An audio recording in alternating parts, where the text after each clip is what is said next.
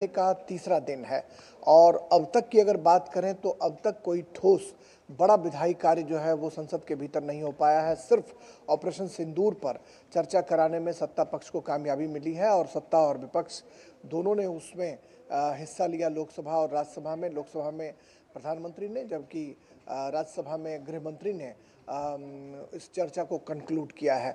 लेकिन अगर किसी बड़े विधेयक की बात करें या बड़े किसी कार्य की बात करें तो वो अब तक नहीं हो पाया है। आप जानते हैं कि बिहार में मतदाता पुनरीक्षण कार्य में गड़बड़ियों की शिकायत को लेकर विपक्ष रोज मकर द्वार पर धरना प्रदर्शन कर रहा है।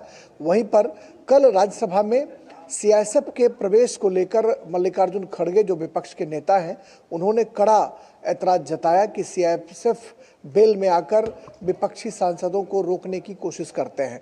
हालांकि उपसभापति हरिवंश उस समय आसन पर थे और उन्होंने स्पष्ट तौर पर मना किया कि वो सीआईएसएफ के लोग नहीं हैं।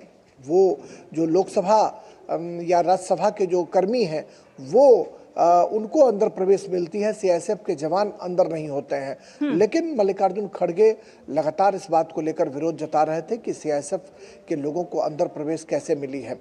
रही बात बिल की, अगर बात करें तो स्पोर्ट्स बिल जो है वो अत्यंत महत्वपूर्ण बिल है। संसदीय कार्य मंत्री किरण रिजिजू ने पिछले हफ्ते, दूसरे हफ्ते के आखिरी दिन यह उम्मीद जताई थी कि बीएसई में सब कुछ तय हो गया है।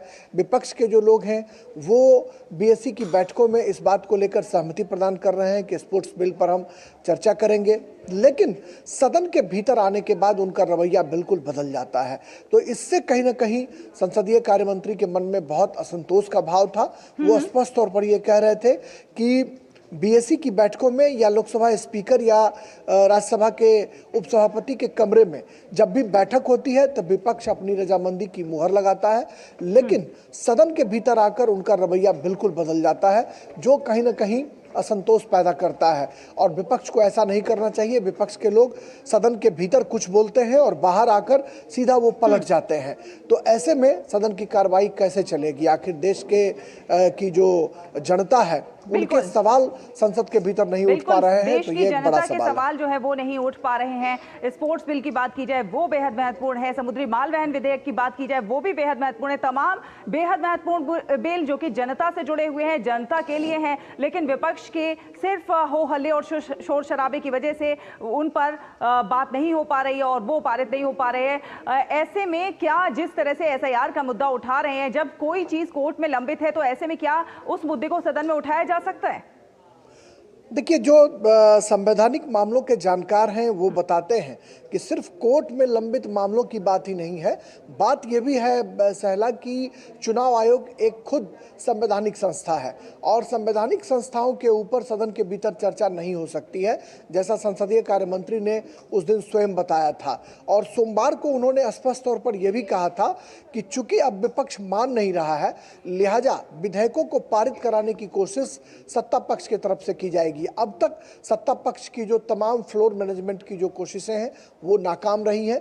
अब तक फ्लोर मैनेजमेंट के जरिए सत्ता पक्ष ने विपक्ष के साथ रचनात्मक सहयोग के जरिए विधेयकों को सदन के भीतर लाने, चर्चा कराने और पारित कराने की कोशिश की, लेकिन अब तक उन्हें कामयाबी हाथ नहीं लगी। लिहाजा संसदीय कार्य मंत्री ने सोमवार को ये उम्मीद जताई थी कि हम अब विधेयकों को इंट्रोड्यूस करेंगे और उसे पारित कराने की कोशिश करेंगे। हालांकि कल ऐसा हो नहीं पाया।